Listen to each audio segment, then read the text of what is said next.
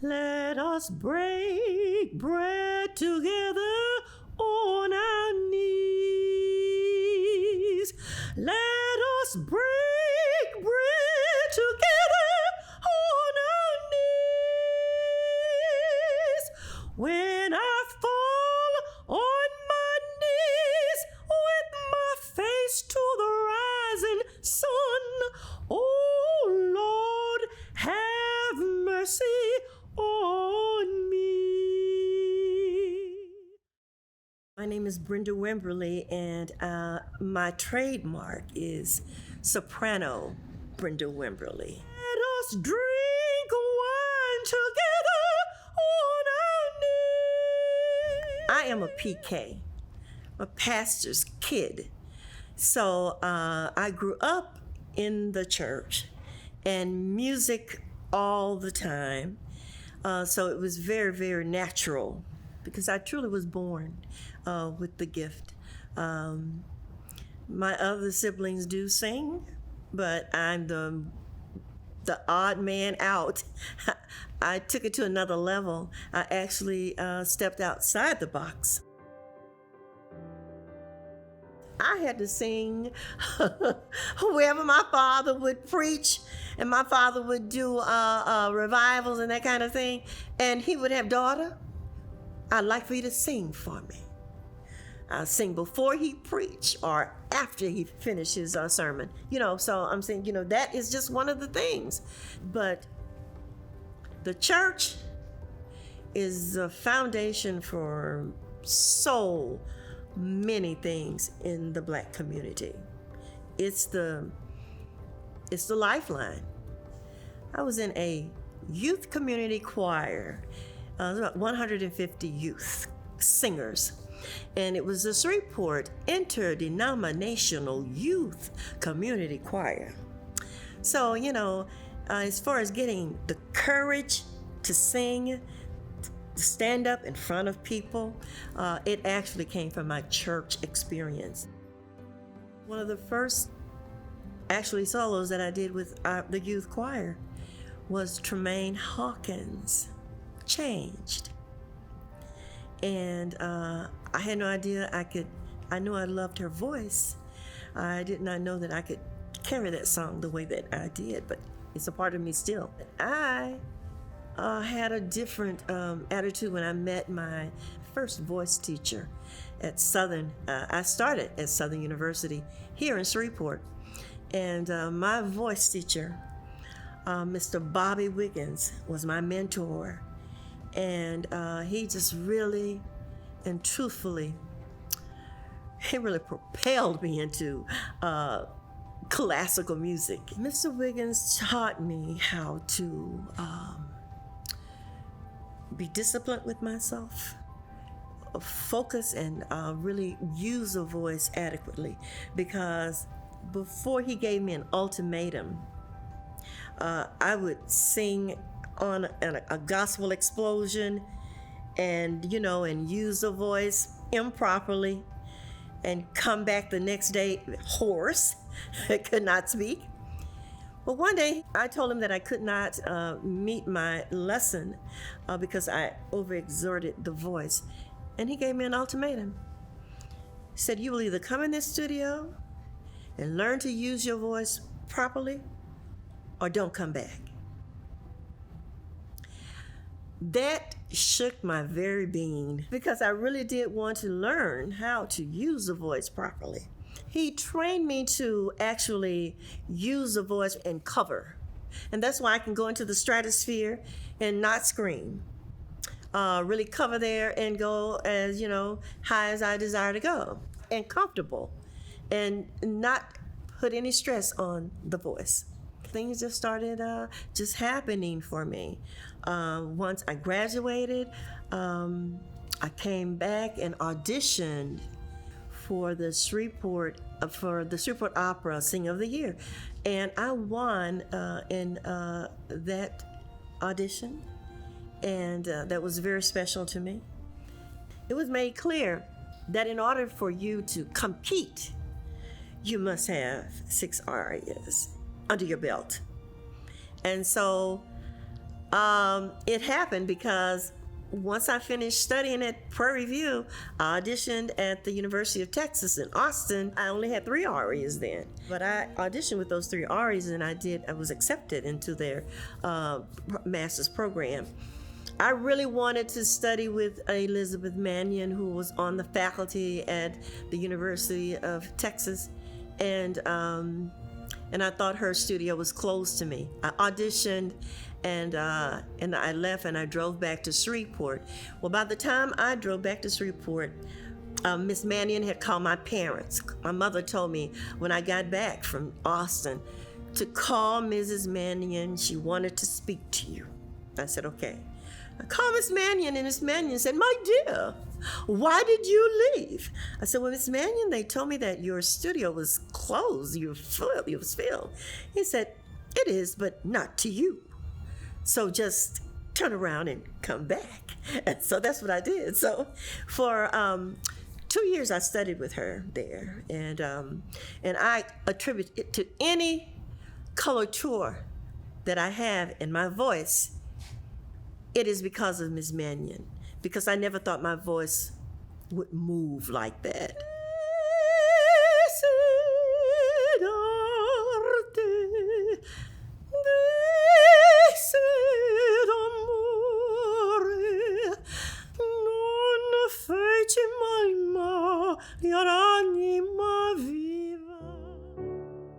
I was beloved in Austin. I just have to say it like that because that's what it was. I worked for the legislature, for the House of Representatives in Austin, and I worked for a wonderful congressman out of South Columbia, Texas. And he was so impressed with my voice that he wanted me to sing for some things, and I did. I did an opening for a program that they had at the Capitol, and just so happened Mrs. William Hobby, she was in attendance there. When he left to retire, I asked him. I said, "Well, I need another job because I'm still working." So he sent me over to Lieutenant Bill Hobby's office. And so I worked for Lieutenant Bill Hobby for 2 years. And in that time there, I was singing all over Texas. And it was due to his wife, because she was a philanthropist. She really was. She was a lover of art and music. And so she afforded me that opportunity. And for that, they called me and they had me to come on the House floor. And so they had a House resolution in my name declaring my voice as a state treasure for the House of Representatives of Texas. And I had to sing for them, sing for the entire House. That was another defining moment for me that just had a wonderful experience. And while I was still in Austin, I won the San Francisco Opera competition. And I was invited to the Maryland Opera training program there. And I did quite well. I went through the program and was a top winner. I was a regional Gulf Coast winner of Louisiana for the Metropolitan Opera auditions in New York, and I was invited to New York to the finals, and I did very well. I didn't make the winner's circle, but I did receive a study grant. Well, traditional gospel is just a part of who I am, just completely absorbed in gospel music. Those spirituals are so ingrained in who we are. There's one thing about the spiritual: it must be preserved, perpetuated, performed. I'm a culture bearer. I'm one of the ones that carry the torch of keeping the Negro spiritual alive I'm in the zenith of my career, really, and it's really more important to me that the spiritual, it must be passed down to our children. Our children must understand and cherish these songs of our folk. This is nothing but our blood memory. Those spirituals, our blood memory from the dirt, come this body of works that are revered all over the world. Lord, why come me here? Lord, why come me here? Lord, why come me here? I wish I never been born. There ain't no freedom down here, Lord. There ain't no freedom down here, Lord. There ain't no freedom down here, Lord. I wish I never been born. They stole my children from me, Lord. They stole my children from me, Lord. They stole my children from me, Lord. I wish I never been born. I wish I never been born. I wish I never been born. Now, the pain of that can only be experienced by the people who are actually going through that and saying they don't have freedom, saying their children are taken from them. Though that's a slave song. No, yeah, well, we are the only ones that can do that kind of song and give it the kind of respect that it should have. But the Jubilees, gonna ride up in the chariot soon in the morning. Well, anybody can sing that. You can do that, but not that slave song. So, and that is, again, as a culture bearer, to explain the difference between what is a spiritual and what is a gospel. A spiritual are those folk songs that our people use as a way of venting, used as a way of celebrating, used as a way of expressing, used as a way of being by themselves.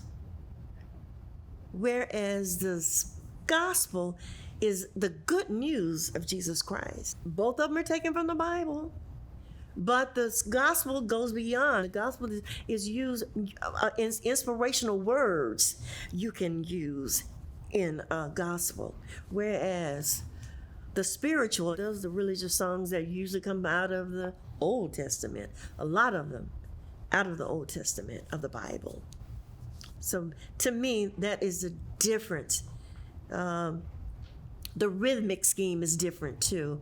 Yes, both of them are upbeat, but the spiritual, you can just use your body rhythm. Nothing is done. Whereas the gospel, you have the organ, the piano, instruments, drums. Not with the spiritual.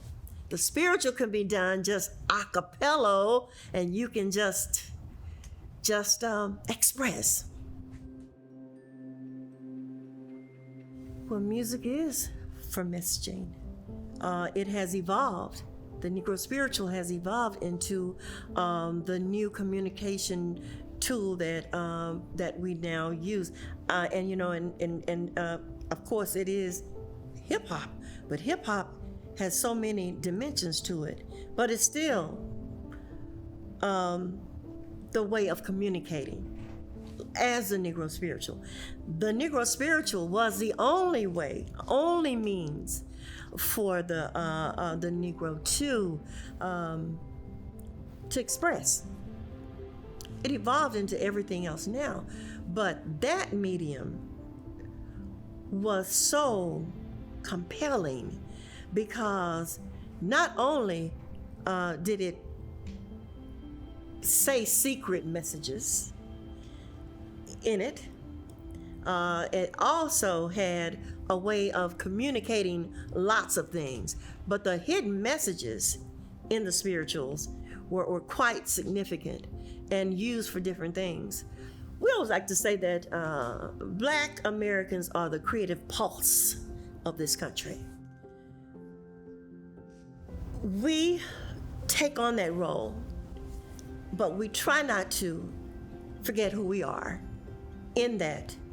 Taking on that role is a big role to say, you are the creative pulse. You are the ones that set the tone. We set the tone of what is creative, what in this country. We bear that. But in that, we must remember who we are and what brought us to this point. The spiritual is what brought American Negroes to where we are now. And for those of us who sing it, dance it, play it on an instrument, we must do that. Music have a way of transcending everything. When I say universal, it's universal. In order to sing well, you must take care of your voice. You have to put your heart and soul in whatever it is that you're doing. Learning to be your authentic self in everything that you do. It's in me. Music is in me, and I need to share it. There is a need. It's just like, an itch. You must share it. And because I'm that vessel that just pour it out. I pour out emotions. I don't know where it winds up. I don't know if you're gonna cry, you're gonna laugh, you're gonna take it inwardly. I don't know. It just has to come out.